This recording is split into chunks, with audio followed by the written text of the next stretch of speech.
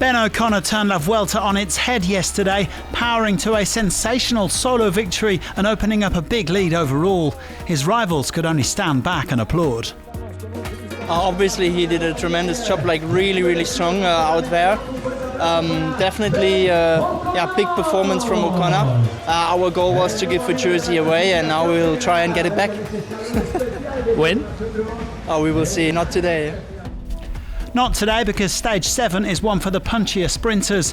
There's only one climb, the aptly named 14% pass, but it comes late in the day and could prevent Wout van Aert and co from enjoying a full-blown bunch sprint. It's not an original name, but it's easy for us to know what's coming. So I guess there is a steep ramp in the end, and that will be probably also the most tricky part for me. Yeah, that we will see. I mean, depends on who is active and what's the situation. But like I said, we try to make it a sprint. The Stage 5 winner, Pavel Bittner, has been one of the revelations of the past few weeks, and he's also hoping to be up there in the final. Yeah, I think it really depends how we race today. If the GC guys decide they want to go full gas on the climb, then it's, I think, also for most of the heavier guys really hard to follow. But yeah, I'm here in a good shape, and we will try our best to try to go for another sprint. Caden Groves is still plan A for Alpecin de Koning, but should the final climb prove too tough for the Australian sprinter, they do have other options. Before the 14%, there's like 6 kilometers at like 4 or 5%, which is completely fine. I think it's also a big road, so it should be just one final explosion on the end of the climb. But we'll see. It can also be a breakaway day, and it's very unpredictable this stage, I think. 180k today from Archidona to Cordoba, which has previously seen wins for the likes of Sagan, Degenkolb and Koort. It's all about that solitary climb, the 14%, which actually has an average gradient of 5.6%, but the steepest pinches could make the difference as the punchers or even the GC riders try to drop the pure sprinters.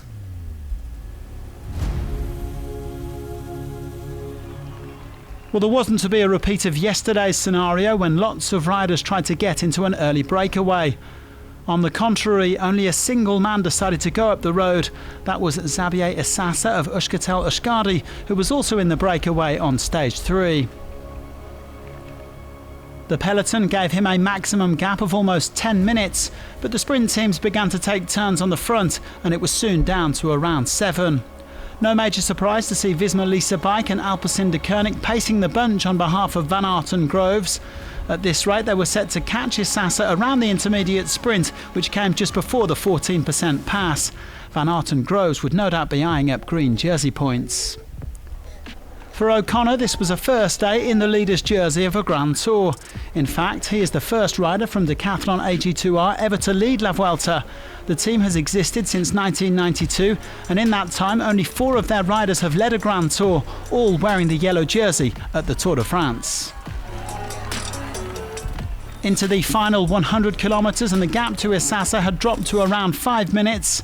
The pace was a bit higher than it has been on previous sprint days, with an average speed of over 40 kilometres an hour.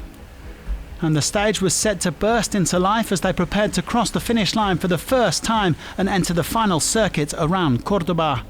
Issassa's lead was now cut to under a minute. 32 seconds is the advantage. A little click through the gears, out of the saddle. There's the intermediate sprint. He's going to take the 20 points in that classification.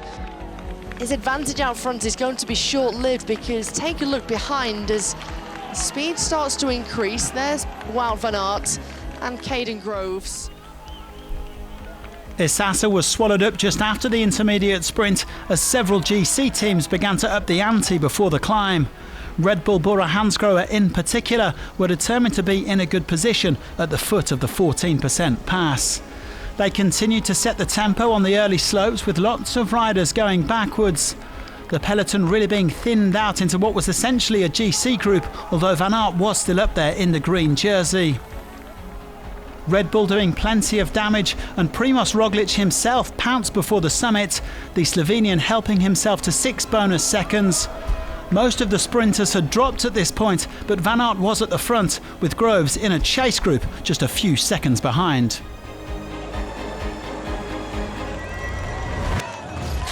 and Groves is down, and he looked over his left-hand shoulder. He's touched the wheel as he comes to the top of this King of the Mountain, the Alto del 14 por Cien, and it's Groves, who had hoped to end into Cordoba with a bunch sprint, who's touched wheels. He's come down. Disaster for Groves then, but other riders began to catch up on the descent, where Marc Soler decided to try his luck solo. The Spaniard, who already has 2 Vuelta stage wins on his CV, putting around 20 seconds clear, and there weren't many domestiques left at the front to chase him down. With 10k to go and alarm bells ringing, Van Aert tried to hunt down Soler himself, but he quickly abandoned the idea. This was looking good for the Spaniard, who was making the most of a lack of cohesion behind. But then, enter Sepp Kuss. The defending champion putting in a huge turn on behalf of his teammate Van Aert and dragging the group across to Soler. The UAE man resisting well on the wide roads into Cordoba, but he was eventually caught. His teammate Pavel Sivakov then gave it a go, but it was a tough ask. Van Aert perfectly placed on the wheel of Alexander Vlasov. Coming through, and it's Sivakov who's got a slender advantage. He's gasping for everything he's got left, and he's giving Vlasov a hard time. Wout van Aert is poised, waiting in that green jersey, ready to pounce. Now he starts to accelerate. Pacher is there for Groupama FDJ. We're taking a look at the finish, coming into the finish line here in Cordoba. Wout van Aert in the green jersey is coming to the line, and he takes his second stage victory in La Vuelta a España. He says, thanks very much, Sepp Kuss. You were the best teammate for me. Van Aert doubling up after a barnstorming end to this 7th stage. He didn't have to contend with Groves in the sprint, but without that magnificent pull from last year's winner Kuss, this could well have been Soler's day. The Belgian was full of praise for his American teammate at the finish line. Sepp did such an amazing job. In our team, it's not only about winning, but about performing as a team and making challenging plans. And a part of that is that everybody dares to sacrifice himself for the other. The defending champion of this race pulling for you, that's a huge example of our team philosophy. So because of that, I'm so proud. You wait 6 months for a win and then 2 come along in the space of 5 days. Van Aert taking it comfortably ahead of Matthias Vacek, who was also second in the opening time trial. Mikel, Kung and Hermans round out the top 5. O'Connor now leads Roglic by 4 minutes 45 due to those 6 bonus seconds. Florian Lipovitz slips down to 8th after finishing in the second group at 17 seconds. Well, this could end up being a decisive day in the green jersey competition. Victory for Van Aert and that nasty crash for Groves. The gap is now 41 points. Sylvain Moniquet is still the king of the mountains, just about, but Roglic has cut his lead to just 1 point. And Antonio Tiberi has recovered the white jersey with just 6 seconds separating the top 3 and less than a minute between the top 6.